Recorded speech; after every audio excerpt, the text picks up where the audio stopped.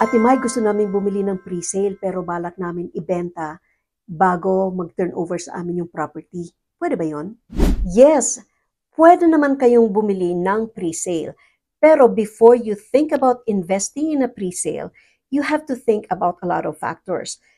Tatlo yung naiisip ko na importanteng bagay na kailangan ninyong i-take into account. Una, yung bang binibili ninyong pre-sale, is it assignable? Ibig sabihin, pwede ninyong i-assign yung kontrata na yan sa ibang tao before turnover. Pangalawa, in case hindi po kayo makahanap ng buyer, kayo ba'y maa-approve for a mortgage on that property?